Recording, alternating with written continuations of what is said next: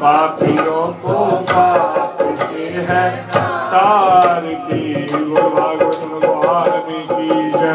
बोल वेद व्यास जी महाराज की जय।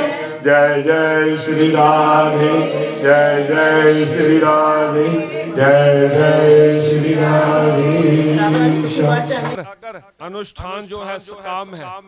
अगर आपने ठाकुर जी के साथ कोई सौदा किया है, ठाकुर जी से कुछ मांगा है कि आप मेरे इस काम की पूर्ति कर दीजिए तो मैं कथा कराऊंगा, तो आपको मुहूर्त बहुत बढ़िया निकलवाना पड़ेगा। 5 पंडितों का वर्ण करना पड़ेगा जो बैठ करके 12 अक्षर मंत्र का जप करते रहें। एक पंडित जी को मूल पाठ पे बैठाना पड़ेगा। उसी की विधि जो है बड़ी लंबी है। 5, 7, 10 वेदियां बनेंगी, जिन वेदियों के ऊपर हर रोज पूजा होगी। लेकिन अगर आप जो कथा है भगवान की प्रीति के लिए करवा रहे हैं, भगवान के साथ प्रेम है और उस प्रेम के लिए ठाकुर जी का नाम श्रवण करने की इच्छा है, तो मुहूर्त का कोई महत्व नहीं है। मन में जब आए, जैसे आए, वैसे आप कथा सुने और अपने इस जीवन को धन्य करें। इसके साथ ही जो कथा का महात्म है उसको यहीं पर विश्राम। भागवत जी के प्रथम स्कंद में प्रवेश करते हैं, जिसमें कि सुखदेव जी महाराज कहते हैं कि भागवत क्या है? निगम कल्पतरोर गलितम। वेद क्या है? निगम रूपी जो वृक्ष है उसका फल है श्रीमद् भागवत जी। कहते हैं कि अगर पेड़ का फल है तो जे गिर गया होगा, गिर के फूट गया होगा। कहते नहीं, गिरा हुआ जब फूटा प्रस्तुत हुआ। जैसे ही जे चर्चा चली तो कहते भागवत जी में क्या है? भागवत जी में 18,000 श्लोक, 355 अध्याय और 12 स्कंद हैं। कल थी महात्म की कथा और आज प्रथम स्कंद से कथा शुरू होती है, जिसमें कि कहते हैं कि सबसे पहले एक वेद के 4 भाग हुए, ऋग्वेद, यजुर्वेद, अर्थवेद और सामवेद। तब भी जो व्यास जी कहते हैं कि मेरे मन को संतुष्टि नहीं हुई। जब मेरे मन को संतुष्टि नहीं हुई, मन में उद्विग्नता है कि मैंने समाज के लिए कुछ नहीं किया, तो जो है एक दिन उनके पास जो थे नारद जी आए। श्रीमन नारायण नारायण नारायण, श्रीमन नारायण नारायण नारायण, श्रीमन नारायण नारायण नारायण, श्रीमन नारायण नारायण नारायण, बद्री नारायण नारायण नारायण, बद्री नारायण नारायण नारायण,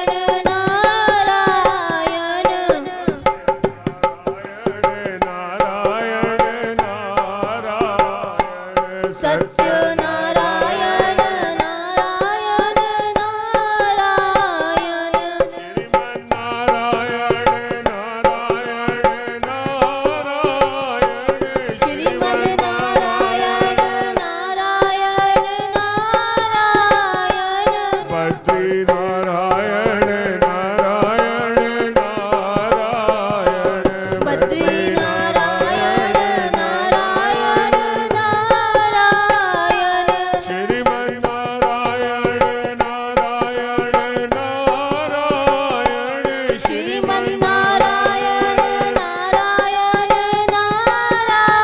नारायण, लक्ष्मी नारायण नारायण नारायण, लक्ष्मी नारायण नारायण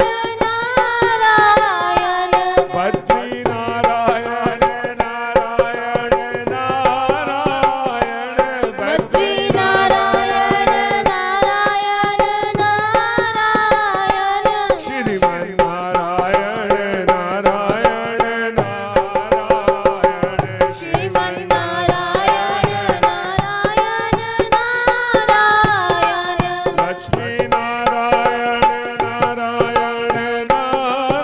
नारायण, लक्ष्मी नारायण नारायण नारायण, बद्री नारायण नारायण नारायण, बद्री नारायण नारायण नारायण, बोलो नारायण नारायण नारायण, बोलो नारायण नारायण, भज मन नारायण नारायण नारायण, भज मन नारायण नारायण। पछतावे जब प्राण जाए गो छूट, जब प्राण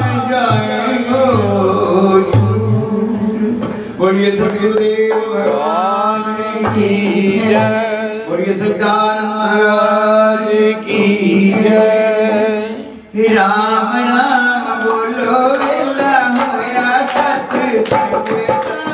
राम राम बोलो वेला होया सत्संग का।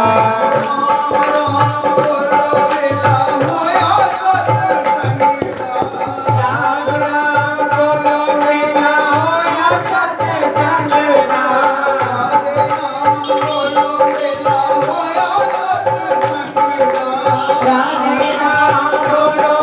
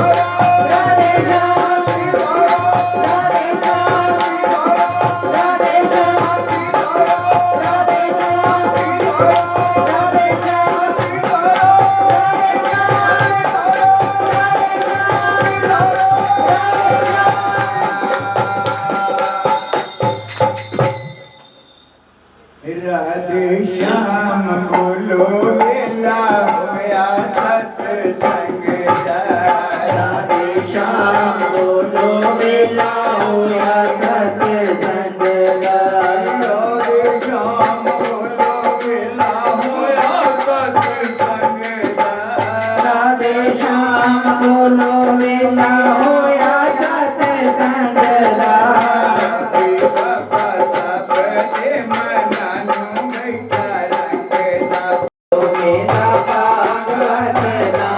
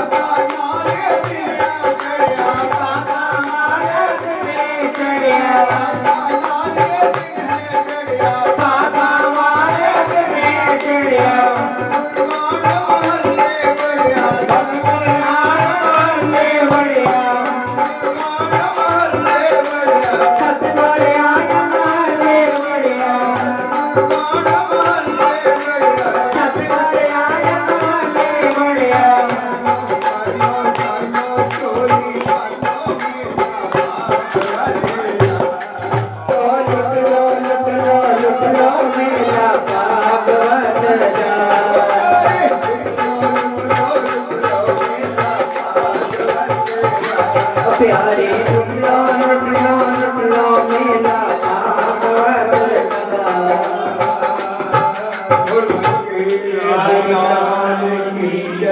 भैया को अपने श्री सतगुरुदेव महाराज की जय।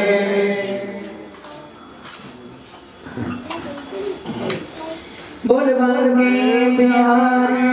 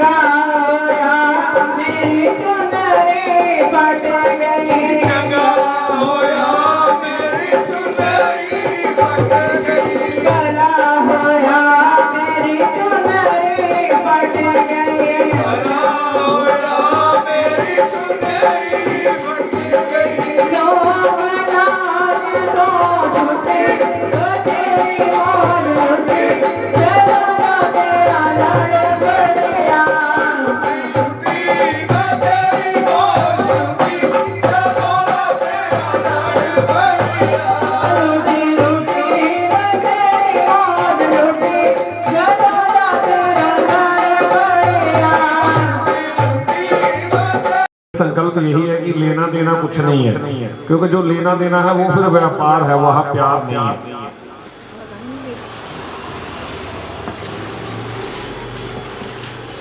वहां पर बसी गुलाम हुसैन में की जो है गरुड़ पुराण की सेवा दे रहे हैं। बस इतना है कि आश्रम से लाना पड़ेगा, आश्रम छोड़ के आना पड़ेगा। ये रिश्ता है, कुछ रिश्ते बने बनाए आते हैं, कुछ रिश्ते बनाए जाते हैं, लेकिन भगवान की कृपा बनी रहे तो रिश्ते निभाए जाते हैं। तो ऐसा ही रिश्ता होना चाहिए। अरे भाई, ब्राह्मण की कहीं किसी ग्रंथ में फीस है ही नहीं, ब्राह्मण की और ज्ञानी की कोई फीस होती नहीं है। ब्राह्मण का तो धर्म है दान लिया तो दान करना, ज्ञान प्राप्त किया तो ज्ञान दूसरों को देना, ये ब्राह्मण का कर्म है। अगर ब्राह्मण को श्रद्धा से दिया जाए तब दान होता है। अगर ब्राह्मण कहता है कि इतना जरूर दो, वो दान नहीं होता, नहीं देखा जाता। और बाकी देना, अगर किसी ने दूर पार से आना है तो फोन करके पता कर ले, मुझे फोन करे, इनको फोन करे, किसी को फोन करके पता कर ले कि उधर हैं। कई बार मैं यात्रा भी चला जाता हूँ भाई, सन्यासी हूँ मैं, पहले सन्यासी नहीं था भाई, ब्रह्मचारी, उसके बाद गृहस्थी, फिर वानप्रस्थी, सन्यास 2018 में लिया। पहले सन्यासी नहीं था, ब्राह्मण था। तो इसलिए आप सबसे यही प्रार्थना करता हूँ कि जीवन आप सबकी दुआ से बहुत अच्छा व्यतीत हुआ, और आगे भी आप सबकी प्रार्थना मेरे साथ है, क्योंकि आप सब मेरे साथ, तो मैं समझता हूँ कि भगवान मेरे साथ हैं, ईश्वर मेरे साथ हैं हर वक्त। तो इसलिए जब साथ ईश्वर साथ है, फिर भक्त क्यों उदास है। हास्यो पवित्रम पुण्यदानम, हाथ पवित्र तभी होते हैं इनसे पुण्यदान सेवा की जाए। मुखम पवित्रम हरिर नामम, मुंह पवित्र तभी होता है अगर इस मुख से भगवान का भजन किया जाए। हृदय पवित्रम ब्रह्म ज्ञानम, हृदय पवित्र तभी होता है अगर हृदय में ब्रह्म ज्ञान बैठ जाए। पदम पवित्रम तीर्थ गमनम, पैर तभी पवित्र होते हैं अच्छी जगह जाया जाए। हमें इन्होंने बोला, मैंने कहा जरूर आएंगे, जरूर आप आएंगे, भक्तों के दर्शन करेंगे। हाँ, भक्तों के दर्शन ही भगवान के दर्शन। ओम शांति शांति शांति। कहते हैं कि जो ब्रह्मा बाबा है वो भी भगवान श्री कृष्ण की लीला को समझ नहीं पाते। भगवान श्री कृष्ण की जो है ब्रज में भोजन लीला चल रही थी, ठाकुर जी आए, ना हाथ धोए ना कुछ किया, ऐसे ही अपनी ग्वाल मंडली के साथ भोजन करने के लिए बैठ गए। जब इस लीला के दर्शन ब्रह्मा बाबा ने किए तो उनको ये बात हजम नहीं हुई, उन्हें ये बात अच्छी नहीं लगी कि ये कैसा भगवान। अरे भोजन मौन होकर के करना चाहिए। जे देखिए तमाम गपशप भी कर रहे हैं और भोजन भी कर रहे हैं। ठाकुर जी की जो वो भोजन लीला होती थी उसमें क्या होता था कि बीच में मेरे बांके बिहारी बैठे हैं, बीच में मेरे गोपाल बैठे हैं, और गोपाल के चारों तरफ गोपाल की मंडली बैठी है। ठाकुर पूरे का पान कर लिया। ठाकुर जी कहते हैं कि श्री रामा जी तूने क्या किया भाई, इतने प्यार से माँ ने मेरे लिए कड़ी का प्रसाद भेजा था और आप पूरे का पूरा पा गए। श्री रामा कहते हैं कि कन्हैया स्वाद ही बहुत थी, मैं अपने आप को रोक ही नहीं पाया। जैसे ही वो डिब्बे के साथ पा रहे थे तो कड़ी जो थी मुख के बाहर लग गई थी। ठाकुर जी ने उनके मुख को पकड़ा और अपनी जुबान से उनका जो मुख था उसको चाट दिया। जे बात को तो देख के ब्रह्मा जी को बात हजम ही नहीं हुई कि हो ही नहीं सकता कि ये भगवान हो। जूठा ना खाना चाहिए ना खिलाना चाहिए। जूठा खाना और खिलाना जो है पाप है। अरे इसने मुख चाट लिया, कितनी गंदी बात। ब्रह्मा बाबा ने सभी बछड़ों का हरण किया और उनको ले जाकर के अपने लोक में छोड़ आए। इधर ग्वाल बाल ठाकुर जी से कहते हैं कि कन्हैया अरे बैठा भोजन ही करता रहेगा या कि बछड़ों की तरफ भी ध्यान देगा। ठाकुर जी बछड़े देखने के लिए गए, वहां पर एक भी बछड़ा नहीं। ठाकुर जी ने बहुत खोजा लेकिन कोई भी बछड़ा ठाकुर जी को नजर नहीं आया। ठाकुर जी वापस आए तो क्या देखते हैं कि सभी जो ब्रजवासी हैं वो भी गायब। पहले ब्रह्मा बाबा बछड़ों को लेकर के गए। जैसे ही ठाकुर जी बछड़ों को देखने के लिए गए, ब्रह्मा बाबा आए और ब्रजवासियों का हरण करके ले गए। अब ठाकुर जी ने ध्यान लगा करके देखा, यो हो हमारी भगवत्ता की परीक्षा हो रही है। ये सब ब्रह्मा बाबा की करतूत है। तो कहते कोई बात नहीं बाबा, आप सृष्टि करने के पंडित हो, आप सृष्टि करने के, आपका जो कार्य है वो क्या है? सृष्टि करना, सृष्टि को बढ़ाना। अब जो जिस चीज का विद्वान हो, अगर उसको उसी भाषा में जवाब दिया जाए तो ही उसके समझ आता है। ठाकुर जी कहते हैं कि आप सृष्टि करते हो, आपको आत्माएं मिलती हैं, आप उन आत्मा के लिए शरीर बनाते हो, लेकिन अब आप हमें देखना, हम आत्मा भी बना लेते हैं और उसमें शरीर भी बना देते हैं। ठाकुर जी ने अपने ही जो अपना निज स्वरूप था उसका विस्तार कर दिया। जितने बछड़े बने वो सब कौन बने? ठाकुर जी। जितने ब्रजवासी बने वो कौन बने? ठाकुर जी। यहाँ तक कि उन ब्रजवासियों के जो कपड़े थे वो भी आज ठाकुर जी स्वयं बने।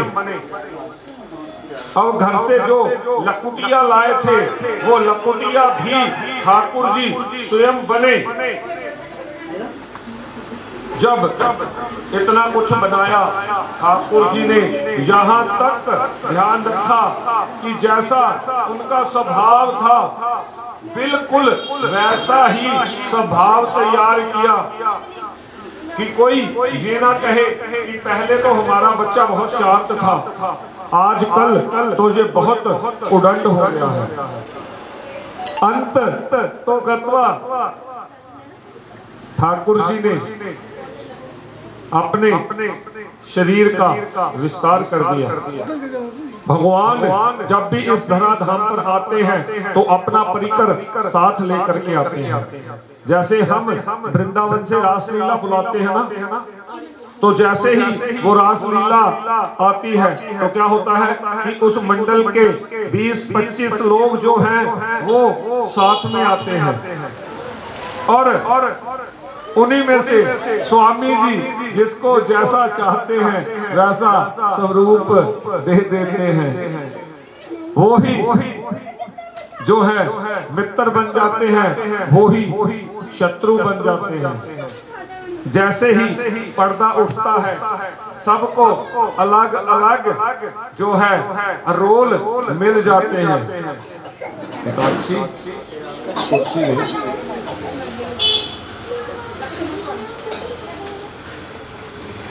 सबको अलग अलग रोल दे दिए जाते हैं। जैसे ही है सभी एक समान, ना कोई मित्र है ना कोई शत्रु, सब एक ही परिकर के हैं।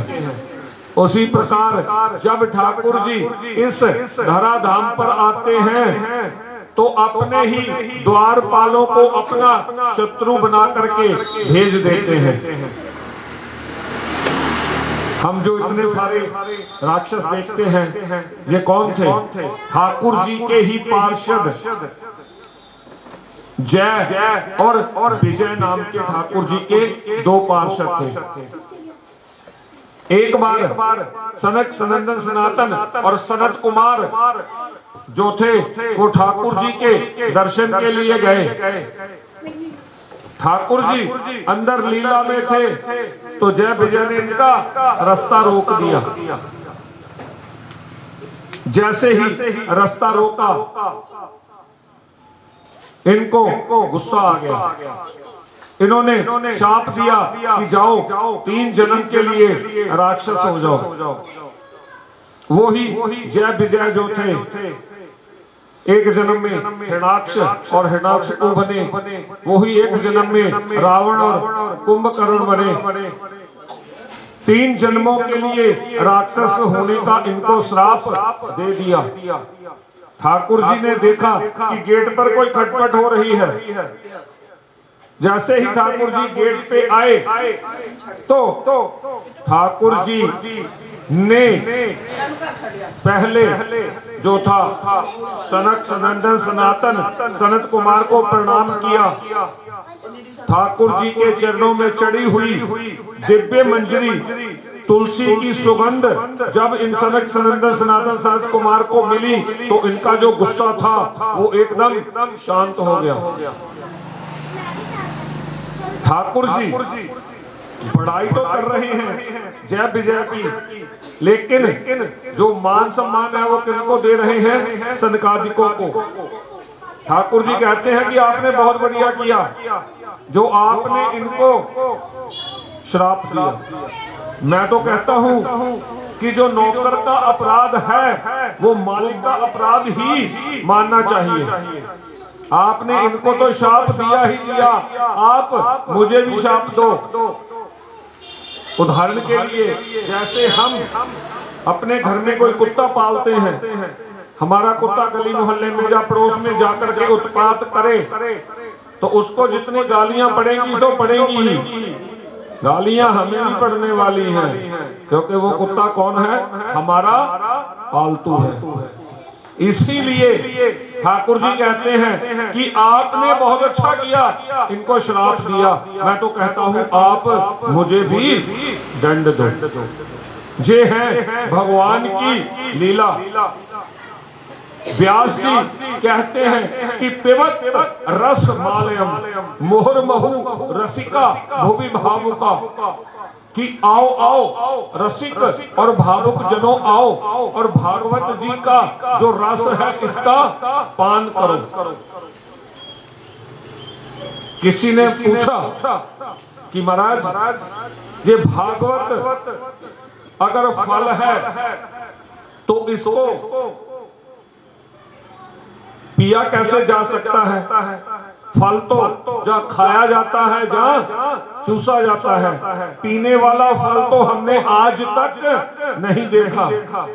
व्यास जी कहते हैं कि पीने खाने और चूसने की बात तो करता, अगर इस फल में छिलका और गुठली होता, जिस फल में छिलका गुठली होता है उसका जो नरम है उसको गुद्दे को खा लिया जाता है, छिलका और गुठली को फेंक दिया जाता है। व्यास जी कहते हैं कि इस भागवत जी में फेंकने लायक कुछ भी नहीं है। कहते कितनी बार पीना चाहिए? कहते बार बार मुंह बार बार पियो, जब तक पीते पीते रस रूप ही ना हो जाओ तब तक आप भागवत जी का जो है श्रवण करना छोड़ो नहीं। व्यास जी ने दो लोगों को बुलाया, किसको? रसिक और भावुक जनों को। कहते हैं कि क्या ये आपने प्याऊ दो लोगों के लिए ही लगाई है? आपने दो लोगों को ही बुलाया? व्यास जी कहते हैं जे मैंने उन लोगों को बुलाया है जिनको प्यास बहुत लगी है, क्योंकि जो प्याऊ है उसका महत्व तो प्यासा ही समझता है। जिसको प्यास ना लगी हो हठात बुलाया जाए कि बाबूजी आओ आओ पानी पियो, पहले तो वो सुनेगा ही नहीं। क्यों? क्योंकि उसे प्यास नहीं लगी। अब हठात बलात् उसे बुला भी लिया जाए कि महाराज आओ पानी पियो, वो पानी नहीं पिएगा, पहले प्रश्न करेगा कि भाई तू पानी तो पिला रहा है, ये बता कि बर्तन हर रोज मांजता है, पानी कहां से भर के ला रहा है, कहां का है, नदी का है, कुएं का है, तालाब का है, कहां का है पानी? वो कहा नहीं नहीं बाबूजी मेरे घर का कुआं है और बर्तन भी हर रोज मांजता हूँ, बर्तनों की भी सफाई सही ढंग से करता हूँ। अब आप पी करके तो देखिए कितना ठंडा है। उसने फिर प्रश्न कर दिया कि भैया कहीं ज्यादा ठंडा तो नहीं है कि पी करके मेरा गला ही खराब हो जाए? ये प्रश्न क्यों हो रहे हैं? क्योंकि प्यास नहीं लगी। कल्पना कीजिए कहीं रेगिस्तान में फंस गए होते, कोसों दूर तक जल के दर्शन नहीं हो रहे होते, प्यास के मारे जो होठ हैं वो चिपक रहे होते। उस समय कोई कह दे कि भैया आओ पानी पी लो, तो होश होगी कि छान के भरा, कि मांझ के भरा, कि नदी से भरा, कि तालाब से भरा। एक प्रश्न समझ में नहीं आएगा। उस समय क्या समझ में आएगा? पानी, कि भैया जल्दी से पिला दे, जो प्राण बाहर निकल रहे हैं वो तो बोल रहा। इसीलिए व्यास जी ने दो ही लोगों को बुलाया, एक तो रसिक जो ठाकुर जी की कथा को श्रवण करके अपना रस लेना चाहते हैं, दूसरा भावुक जन जो भगवान का नाम जैसे ही कथा की बात आती है तो वो भगे भगे जाते हैं। काग भुसुंडी जब कथा कहने के लिए बैठते हैं तो गरुड़ जो हैं उनके चरणों में जाकर के बैठते हैं। हमारे भोलेनाथ हंस बनकर के कथा श्रवण करने के लिए जाते हैं। क्यों? क्योंकि कथा का महत्व जानते हैं। हरि अनंत हरि कथा अनंता कहीं सुनहि बहुविधि सब संता। जो भावुक जन है, जो रसिक जन है, वो इस बात का इंतजार नहीं करते कि कथा तो हो रही है, मन तो हो रहा है जाने का, पर हमारे यहाँ निमंत्रण नहीं आया, हमें नहीं बोला, हम नहीं जाएंगे। इसलिए व्यास जी ने मात्र दो लोगों को बुलाया। अब कथा शुरुआत करते हैं कि महाराज नैमिषारण्य की धरती पर 1000 वर्ष का सत्संग सतर हो रहा है और 88,000 श्रोता समुदाय।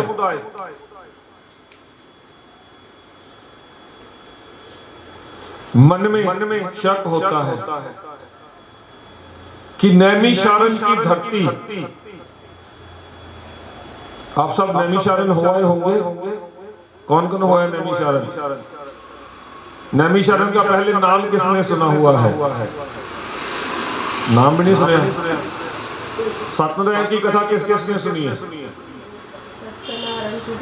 सत्यनारायण की कथा सुनी तो उसमें नैमिषारण्य नहीं आया। फिर बस सुनाने कोई भी कथा सुनेंगे तो जो कथा भी है वो नैमिषारण्य में ही हुई है। ये जो 1000 वर्ष का जो सत्संग सतर हुआ, इस सतर के दौरान सभी कथाएं हुई। जो 1000 वर्ष का सत्संग सतर है, अब सोचेंगे कि 1000 साल उठे बैठे थे। कौन सा समय था वो? सतयुग का। सतयुग में इंसान की आयु कितनी थी? इंसान की आयु थी 1 लाख वर्ष की। 1 लाख वर्ष की आयु में से अगर 10,000 वर्ष का सत्संग सतर निकल भी गया तो भी पीछे जीने के लिए 90,000 वर्ष पड़े हैं।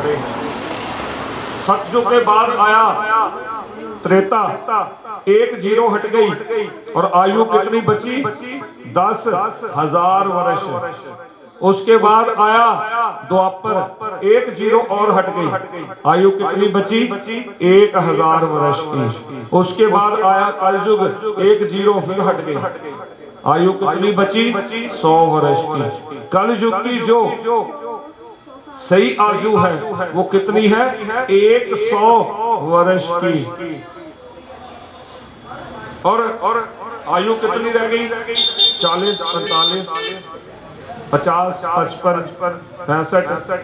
देखो 70 साल जीने का तू ज्यादा जी लिया, बस कर है ना। दो ही चीजें जो हैं हमारी आयु को खा गई। एक हमारे द्वारा बोला गया झूठ और दूसरा हमारे द्वारा खाया गया झूठ। झूठा खाना और झूठ बोलना, ये दोनों चीजें जो हैं हमारी आयु को खाते हैं। इस बात का ध्यान रखना। हम लोग गांव में कथा करने के लिए पहुंचते हैं तो वहां मिलती है मैया अभी भी 100-125 साल की बुढ़ी। यहाँ बिहार में यज्ञ में गए थे, वहां पर भी मिली। 1000 वर्ष का सत्संग सत्र, जिसके मुख्य जो श्रोता है वो कौन है? शौनक जी महाराज। और कथा कह रहे हैं सूत जी महाराज। सूत शौनक संवाद है सभी कथाओं में। वहां जो है विस्तार से कथाएं हुई। क्यों? क्योंकि वहां सबसे पहले शुरू हुआ एक यज्ञ। यज्ञ में जो दोपहर तक का जो समय था वो तो यज्ञ में स्वाहा स्वाहा करते निकल जाता था, लेकिन जो मध्याह्न के बाद का समय था वो तमाम गपशप में जा रहा था। वो ऋषियों को वो चीज पसंद नहीं आई। ब्रह्मा जी के पास पहुंचे कि महाराज कोई हमें दीजिए ऐसा वक्ता जो कथा को कह सके, जिसके सुनने से हमारा उद्धार हो सके। हमारा जो शाम का समय है वो तमाम समय बातों में निकल जाता है। शाम के समय का सदुपयोग करने के लिए आप बताइए। तो उन्होंने सूत जी को कहा कि महाराज आप जाइए और इन्हें जो है सदग्रंथ जो है उनकी कथा सुनाइए। तो सूत शौनक संवाद में जो है ये सभी जो ग्रंथ हैं इनकी कथाएं विस्तार से कही गई। आज शौनक जी ने सूत जी से प्रश्न किया कि महाराज जो कलयुग के लोग हैं इनकी आयुमंद, इनका भाग्यमंद, इनके कल्याण के लिए आप कुछ कहिए। सो कहते हैं कि आज शौनक जी ने सूत जी से 6 प्रश्न किए। पहला प्रश्न कहते हैं कि प्राणी मात्र का कल्याण कैसे हो। सबसे पहला जो प्रश्न है हम ये जानना चाहते हैं कि प्राणी मात्र का कल्याण कैसे हो, प्राणी मात्र क्या करे। और दूसरा, शास्त्र बहुत हैं, समय बहुत कम है, इसलिए हम समस्त शास्त्रों का सार ही सुनना चाहते हैं। प्रश्न नंबर 3, भगवान अवतार क्यों लेते हैं? अब तक भगवान के कितने अवतार हुए और कहां हुए? चौथा, जिस भगवान के संकल्प से सृष्टि दुनिया बन सकती है, क्या उनके संकल्प से दुष्टों का नाश नहीं हो सकता? अगर दुष्टों का नाश उनके संकल्प से होता है तो उन्हें आना क्यों पड़ता है? पांचवा, भगवान धर्म की स्थापना के लिए आते हैं और जब भगवान धर्म की स्थापना करके जाते हैं तो फिर भगवान का स्थापित किया हुआ जो है धर्म वो किसकी शरण में जाता है? छठा और अंतिम प्रश्न कि मनुष्य जीवन का परम लक्ष्य क्या है? मनुष्य का जीवन का परम लक्ष्य, इंसान को जब इस धरती पर आ गया तो क्या करना चाहिए? तो कहते हैं जैसे ही ये प्रश्न शौनक जी ने सूत जी से किए, सूत जी कहते हैं कि महाराज हम थोड़ा अपने गुरुदेव का ध्यान कर लें। ध्यान किसका किया? सुखदेव जी महाराज का। जम प्रवजन मन पेद कृत्यम दोय पायनो विरह कातराजु हाव तन मेति तया तरवो विनेन्दो तम सरभूत हृदयम मुनि मानी तोष्मी। सुखदेव जी महाराज कैसे हैं? जो जन्म लेते ही प्रवजंत हो गए। सुखदेव 12 वर्ष तक अपनी मां के गर्भ से बाहर ही नहीं आए। 12 वर्ष के बाद मां के गर्भ से तब बाहर आए जब भगवान ने ये विश्वास दिलवाया कि आप इस धरती पर आराम से आइए, आपको मेरी माया नहीं पकड़ेगी। जब हम मां के गर्भ में होते हैं हमें अपना पिछला जीवन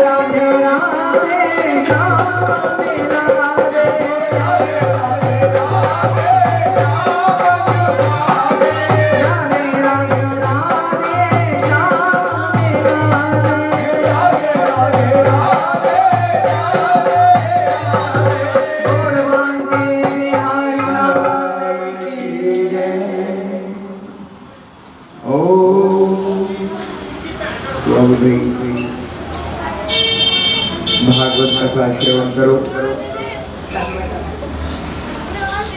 ये भगवान नाम के हीरे मोती पाका वाले मिलते भाई, कर्मा वाले लगते। पहली गलतियां करना औखा, फिर करवाना औखा। करना करवाना औखी तरह किसी तरह भी सौखा कर भी लइए, पर उस भगवान को बुलाना बड़ा औखा। बस हृदय तो बुलाओ, दिल को फिर वो रोम रोम में समाये हुए अपने आपको उज्जवल कर देंगे, प्रज्वलित कर देंगे, आपको भक्ति से भर देंगे, ज्ञान से भर देंगे और तपस्या आपकी शुरू कर देंगे। आनंद ऐसा आएगा जिस आनंद को बाजार से नहीं खरीदना पड़ेगा भाई, वो आपके अंतःकरण में ही है। इसलिए अंदर जाती मार प्यारे उठ बैठे कृष्ण मुरार प्यारे। तो भाई मैं अपनी वाणी को विराम दे रहा हूँ। अब कथा श्रवण करिए बोलिए सदगुरुदेव भगवान की जय। अच्छा कर दी, जबकि आपका जो मन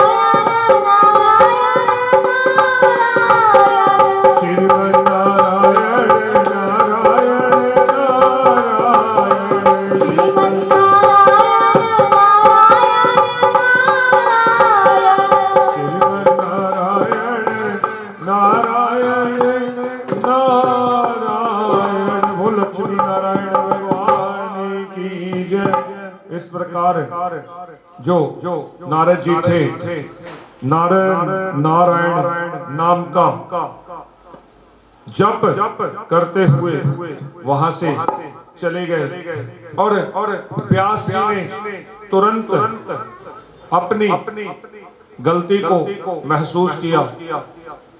व्यास जी कहते हैं कि अब तक मैं जो लिख रहा था, मैं ये सोच करके लिख रहा था कि मैं लिख रहा हूं, अब मैं जो भी लिखूंगा वो ये सोच करके लिखूंगा, ये मान करके लिखूंगा कि जो भगवान मुझसे करवाएंगे मैं वो करूंगा। एक साधु और एक गृहस्थी के यहाँ पर फर्क इतना ही है कि खाना साधु भी बनाता है और खाना गृहस्थी भी बनाता है। साधु खाना बनाता है भगवान को भोग लगाने के लिए और गृहस्थी खाना बनाता है अपने बेटे बेटियां और पति देव के लिए। साधु स्नान बनाता है कि मैंने ठाकुर जी का स्नान बनाना है, मैंने ठाकुर जी के कपड़े बदलने हैं, इसलिए ठाकुर जी को स्नान करवाने से पहले मेरा खुद का स्नान करना जरूरी है। स्नान किसके लिए? ठाकुर जी के लिए। साधु इत्र लगाता है किसके लिए? ठाकुर जी के लिए। कि मेरे ठाकुर जी को मेरे पास में से कहीं कोई गंदी बदबू ना आ जाए। और गृहस्थी अपने लोगों के लिए क्रिया दोनों ही करते हैं, सेम क्रिया करते हैं। उस क्रिया करने में तर्क किसका है? बुद्धि का फर्क है। साधु जो भी क्रिया करता है वो भगवान को समर्पित करके करता है, और गृहस्थी जो भी क्रिया करता है वो अपने परिवार को, अपने समाज को, अपने कुटुंब को, अपने वंश को, उन सबको लेकर के करता है। क्रिया सेम है। आज व्यास जी कहते हैं कि अब मैं वो ही लिखूंगा जो मुझसे ठाकुर जी मेरे बाके बिहारी लाल लिखवाएंगे। व्यास जी ने सम्याप्राश नाम के अपने आश्रम में पास में बहती हुई सरस्वती नदी में स्नान करके अपने सम्याप्राश आश्रम में आए और आसन पर बैठ गए।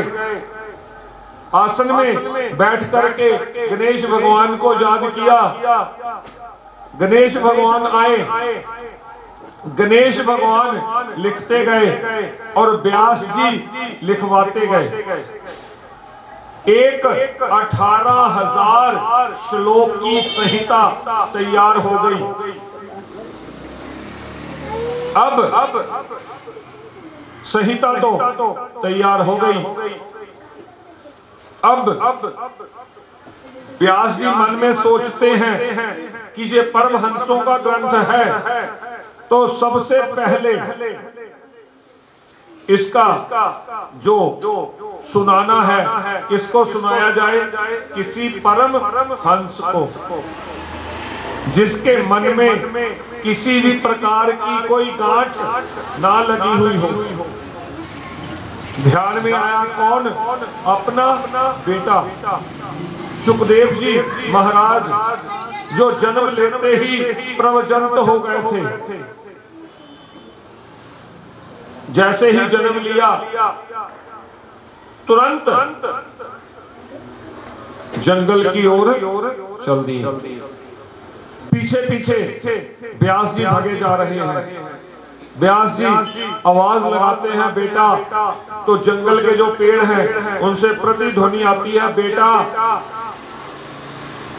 आज व्यास जी के दुख में जो वन के पेड़ हैं वो भी दुखी हो गए। उन्होंने भी बेटा बेटा कह करके व्यास जी को, व्यास जी के स्वर में स्वर मिलाना शुरू कर दिया। लेकिन सुखदेव जी रुके नहीं। एक जगह नदी के तट पर कुछ औरतें स्नान कर रही थी। वहां से जो सुखदेव जी थे ऐसे ही निकल गए। जैसे ही पीछे व्यास जी आए तो उन जो औरतें थी उन्होंने कपड़े से अपने आप को ढका। व्यास जी ने उनसे प्रश्न किया कि महाराज अभी तो मेरा नौजवान बेटा यहाँ से गया, तब तो आपने कपड़ा नहीं किया। मैं तो वृद्ध हो चुका हूँ, मेरे आने पर आपने कपड़ा क्यों किया? उन देवियों ने बहुत अच्छा जवाब दिया। ध्यान से सुनने वाला जवाब है जी। वो देवियां कहती हैं कि महाराज जो आपके बेटा हैं उनकी नजरों में ये अंतर ही नहीं है। वो पुरुष और स्त्री को अलग अलग नहीं देखते। वो पुरुष और स्त्री का जो भेद है वो उनकी बुद्धि में नहीं है। आपने ये संसार किया है, आपने इस संसार को भोगा है। आपकी बुद्धि में ये अंतर है कि ये पुरुष है और ये नारी है। यहाँ पर हमारे घर में, हमारे संसार में किस चीज का चक्कर पड़ता है? बुद्धि का।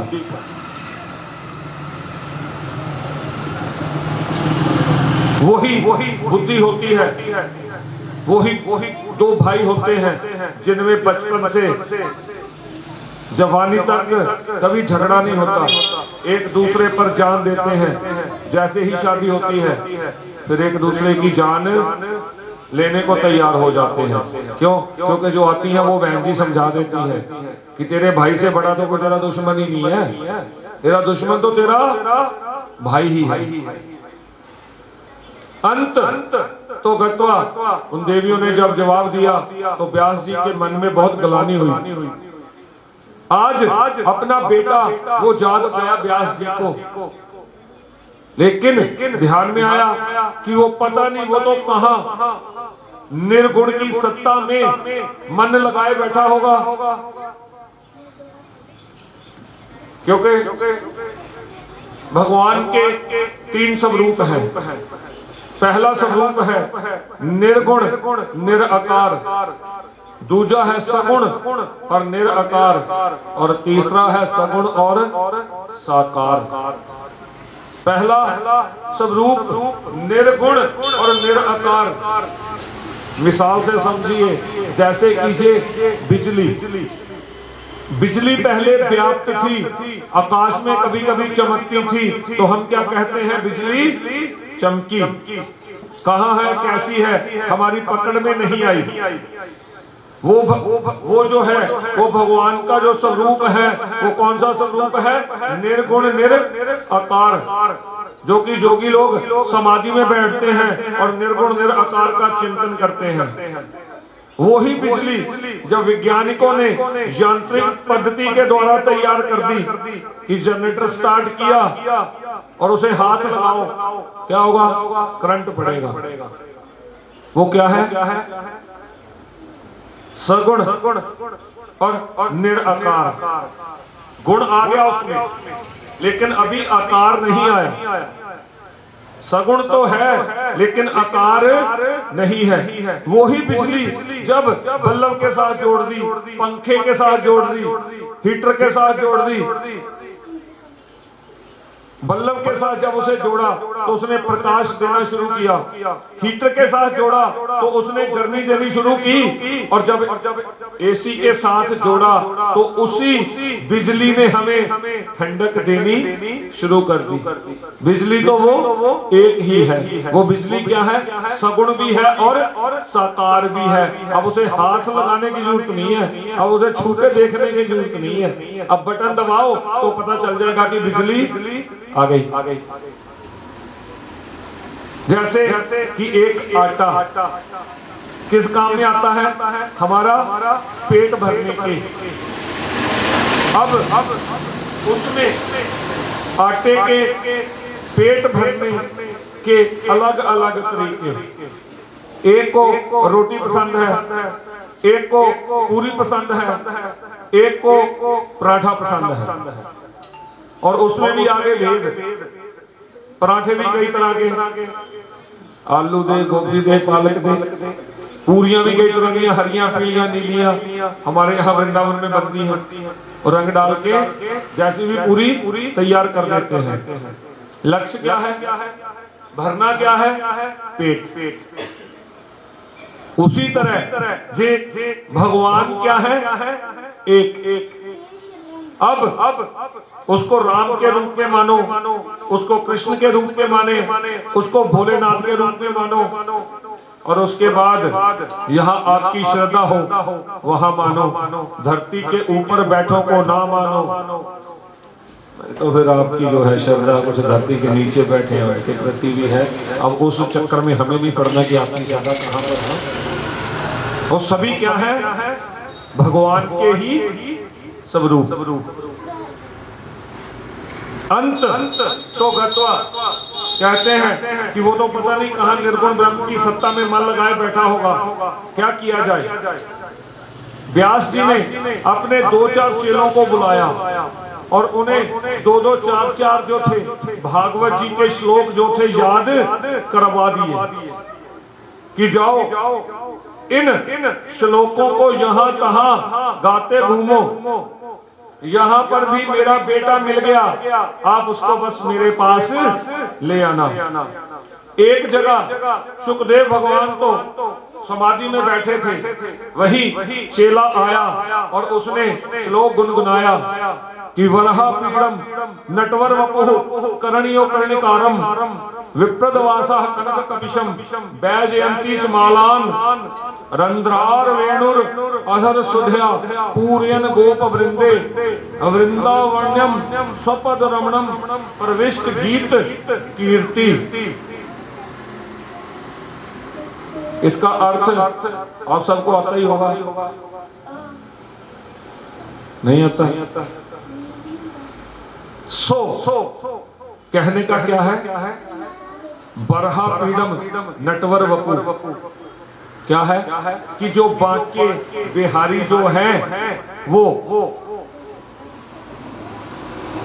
गायों को चरा करके संध्या के समय वापस आ रहे हैं, और जो ब्रजवासी हैं, जो उनके मुख के जो कुंडल हैं, जो घुंघराले से बाल हैं, उनके ऊपर मिट्टी पड़ी हुई है। अरे बंदा सारा दिन गाइयां चारू तो मिट्टी का पैनी है। सो वो जो ठाकुर जी की सुंदर अलकावली है उसका इसमें वर्णन है। अपनी कीर्ति, अपनी कौमदी उनसे सुन रहे हैं। सर पर मोर मुकुट धारण किया हुआ है और हाथ में बंसी है। जैसे ही इसको सुना तो तुरंत जो सुखदेव जी थे उनका मन हिला कि वाह, कोई इतना सुंदर भी होता है, चलो क्यों ना इसके दर्शन किए जाएं। अपने मन को रोका, मन में संकल्प विकल्प पैदा किए कि महाराज जरूरी नहीं जो देखने में सुंदर है वो स्वभाव से भी सुंदर हो। बहुत बार ऐसा होता है कि देखने में तो सुंदर है लेकिन स्वभाव की सुंदरता बिल्कुल भी नहीं है। स्वभाव के बारे में मन में संशय पैदा हुआ कि मैं उठ करके जाऊंगा, वो मुझे स्वीकारेगा के नहीं, मुझे अपने पास आने देगा के नहीं, मुझे अपने पास बैठाएगा के नहीं। स्वभाव के प्रति मन में संशय पैदा हो रहा था।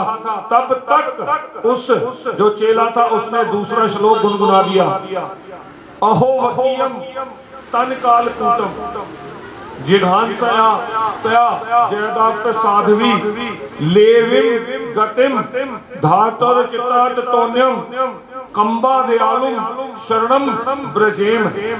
इसमें क्या है? भगवान के स्वभाव का वर्णन। अहो बकी माने पूतना, बकासुर की बहन, की जो पूतना अपने स्तनों में कालकूट विष लगा करके ठाकुर जी को मारने की इच्छा से आई।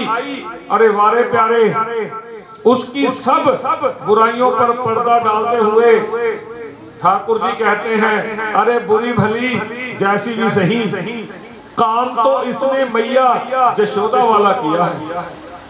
जिस प्रकार यशोदा मैया मुझे गोदी में लेकर के अपना स्तन पान करवाती है, उसी प्रकार इसने मुझे अपनी छाती का दूध पिलाया है। मैं तो इसे अपनी मैया की गति ही दूंगा। बोल वृंदावन बिहारी लाल की जय।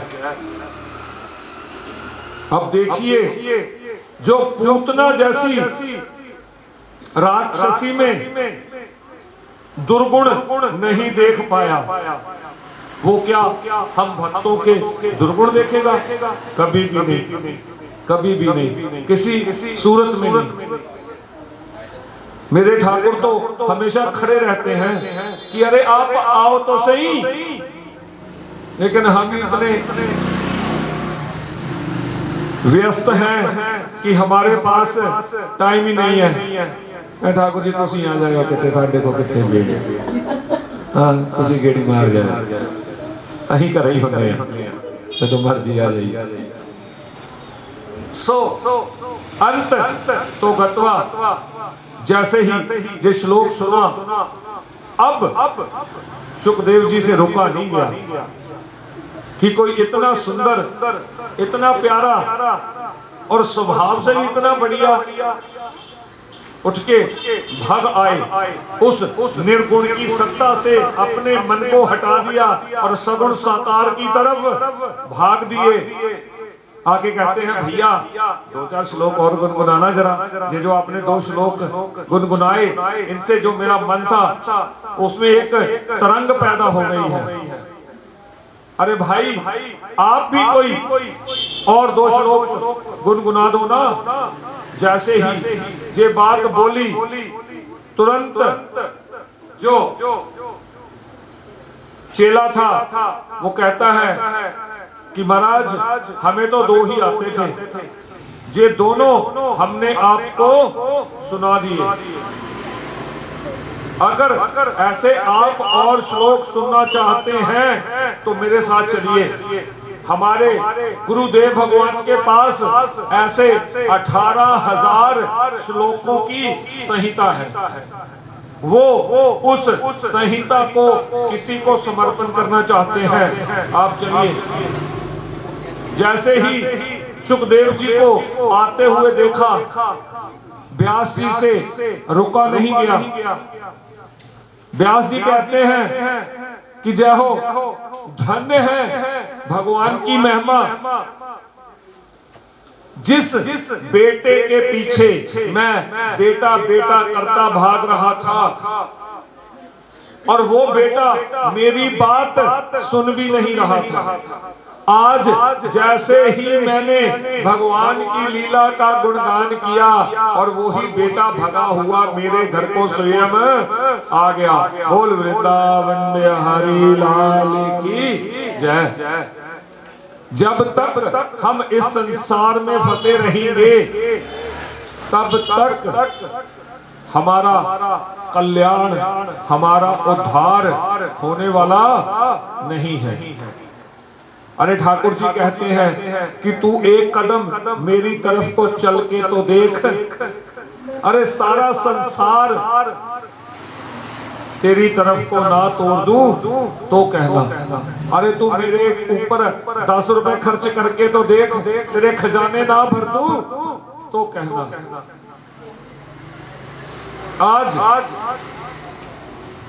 व्यास जी कहते हैं कि जय हो, धन्य है ये भागवत और धन्य है ये भागवत जी की महिमा की गुणगान करते ही आज मेरा बेटा स्वयं मेरे पास वापस चला आया।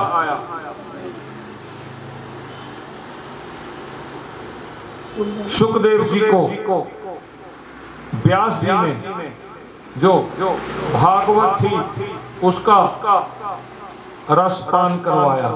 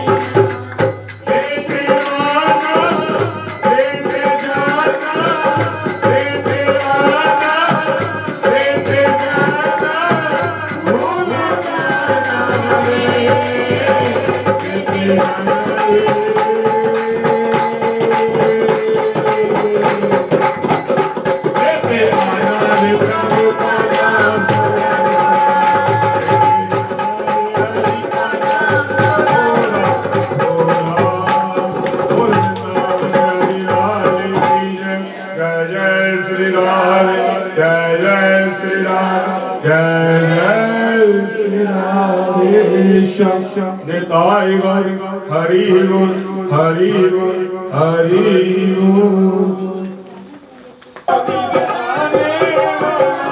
श्री राम जय घनश्याम जय हरि राम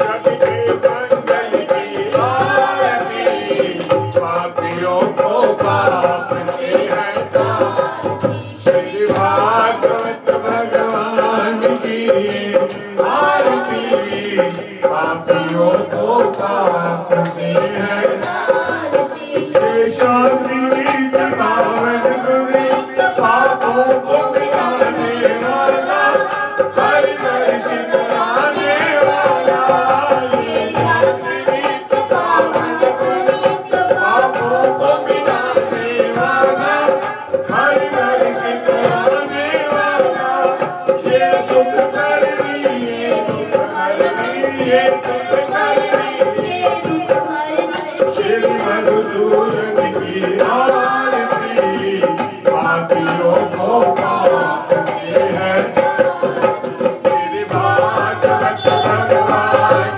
की आरती पापियों को पाप से है ये मधुर बोल जग मंत्र खोल सत मार्ग बताने वाला बिगड़ी को बनाने वाला ये मधुर बोल मंत्र बोल सतमार्ग बताने वाला बिगड़ी को बनाने वाला श्री राम रही श्री राम रही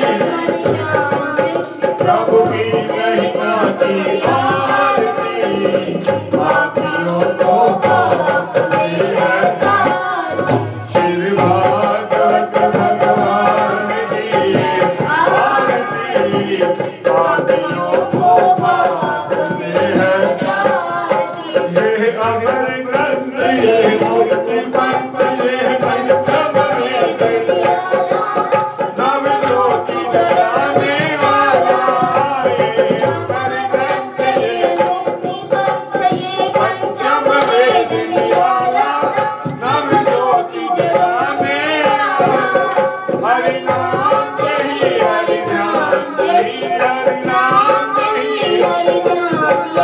जग के मंगल की आरती पापियों को पाप से है श्री भागवत भगवान की आरती पापियों को पाप से है श्री भागवत भगवान की आरती पापियों को पाप से है तार की बोल भागवत भगवान की जय बोल वेद व्यास जी महाराज की जय जय जय श्री राधे जय जय श्री राधे जय जय श्री राधे।